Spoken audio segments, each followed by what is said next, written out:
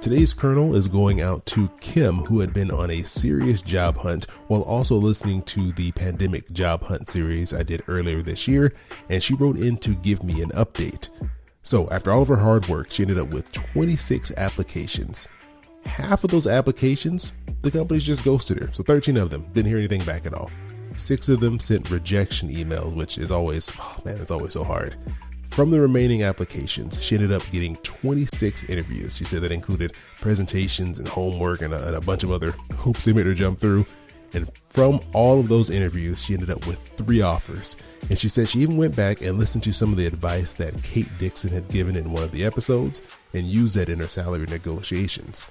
And so after all this work, after all this time, she ended up accepting a position making, she says here, almost double her current pay, which is, it's amazing. That's crazy. I'm almost speechless when I was reading that. So Kim, congratulations.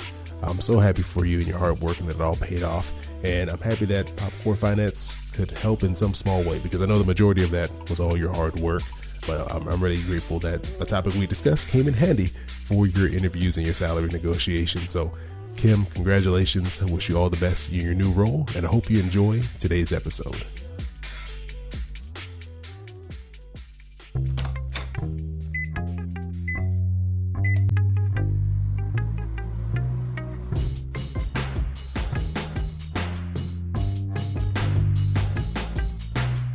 Hey, this is Chris. Hope you're doing well, and welcome to Popcorn Finance, the show where we discuss finance and about the time it takes to make a bag of popcorn.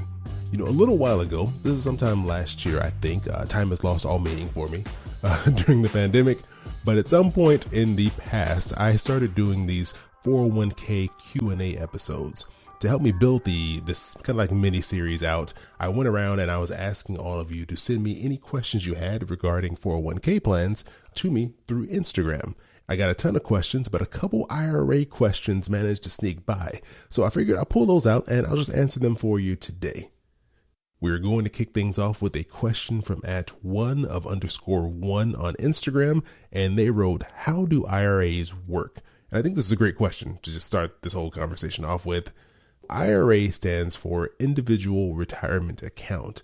This is a retirement account that you can open on your own. You can go to a broker, someone like Fidelity, Vanguard, Betterment, and you can open up this account, and it allows you to invest for retirement with special tax treatment, meaning that the money that you put into the account could be treated in one of 2 ways. Either the money goes in and it's not taxed at all, meaning that the contributions you put in, you get to exclude that money from your income.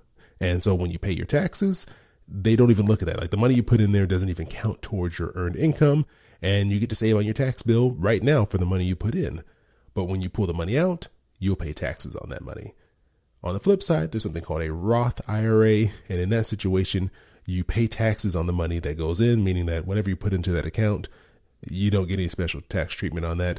All the taxes you would have paid on your income are still due, even though you put the money in the plan. But the benefit is you get to take the money out tax free.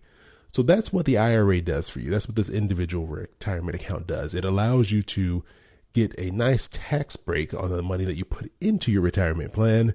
So that way it can help you move towards retirement a little bit faster. That's it. There's nothing too fancy, nothing too complicated.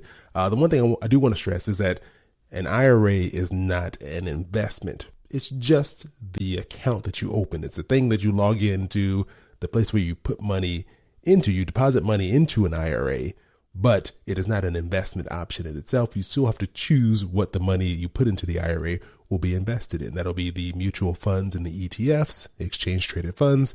Go back, listen to past episodes. I covered what both of those things are in more detail. But those are the investment products that you purchase within your IRA. So 1 of 1, I hope that answered your question on how IRAs work.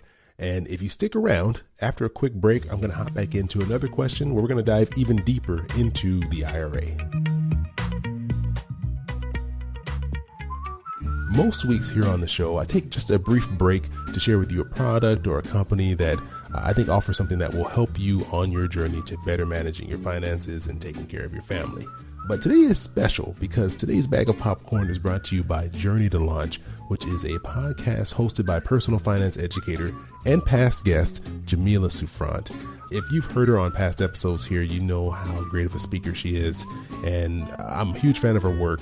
One of the things I love is that she shares practical and tactical ways to help you achieve your dreams of financial freedom and financial independence from a very relatable perspective of someone who's working towards her goals and does it without shaming you or making you feel like you have to be rich in order to reach these dreams. From learning strategies for paying off your debt, to investing, to sharing inspirational and real-life interviews from people who have been able to reach early retirement and travel the world, Journey to Launch will help put you on the path to live the life that you've been dreaming of. So I can't recommend it enough. Big fan of Jamila and her work. Head over to where you're listening to Popcorn Finance right now and subscribe to the Journey to Launch podcast. All right, our second question of the day comes from @Mrs. Wagonrod, a longtime listener of the show. She wrote in and asked, taxes.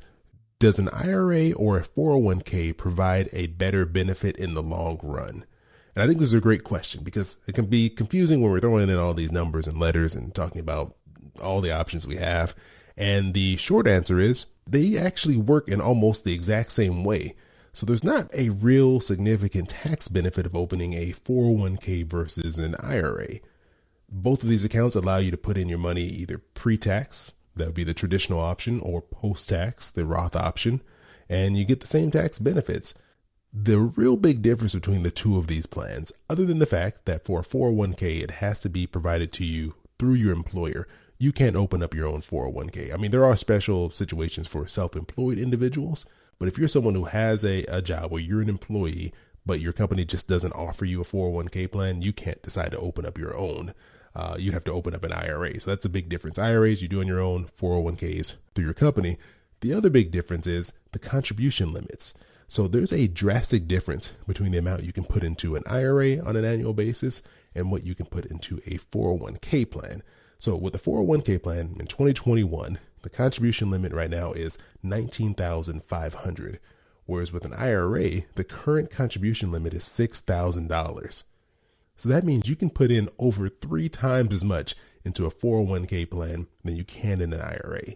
And so this led me down the rabbit hole here. I was like, well, why? Like that's such a drastic difference. Like, why is it that you can put so much more in one and not the other? So I did some digging. I found several different explanations. There was one article I found where they said, well, we think what's going on here is that the government wants to incentivize companies to continue to offer 401k plans. And if IRAs up their limit, maybe the companies will say, well, we're not going to spend this time and money offering a 401k plan. We'll just make everyone go get an IRA if they want to invest. That was one option. But another explanation that I heard for why this difference between contribution limits exists was from Liz Weston, who is an amazing finance writer. I love all the work that she puts out. And she had written this piece and she gave a great breakdown for why this difference could exist. She mentioned that the 401k, it was almost created by accident, or people didn't set out to build the 401k that we know today, versus the IRA that was intentionally made. People set out to create this retirement plan, this retirement account. And so one thing that they had to take into consideration, because Congress, the government, are responsible for the IRS tax code, they had to worry about how is this going to impact revenue for the government? Because if you're able to get these special tax benefits, these special tax breaks by putting this money into this account, it's going to decrease the amount of tax revenue that the government will receive. So they had incentive to keep the contribution limits relatively low. $6,000 is still a lot of money, but they were trying to find a way to kind of limit the impact that this retirement account would have on their revenue. Versus the 401k, it kind of came to be over time. It wasn't intentionally created to be what it is today. And people will be really angry if they went in there and said, we're going to drop the contribution limit down to the IRA contribution limit to make it even.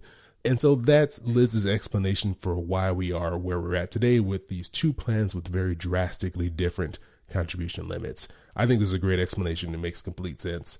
I'll also link to that article in the show notes if you want to check it out for yourself. All right, so thank you so much to One of One and Mrs. Wagonrod for sending in their IRA questions. I hope this answered your questions. If not, please feel free to send me a DM on Instagram. You can find me at Popcorn Finance Podcast. If there's anything I didn't touch on that you wanted me to when you sent in that question, or any of you out there listening, please feel free to send in any additional IRA questions that you have for me. I was actually thinking of doing a deep dive into IRAs, similarly to the way I did with 401ks. So please send in those questions if you want to get them in before I start working on the episode. Again, you can DM me over on Instagram, or you can send it to me via email. You can reach me at questions@popcornfinance.com. As always, I appreciate you joining me here for another bag of popcorn. I hope you have an amazing rest of your week, and I'll talk to you soon.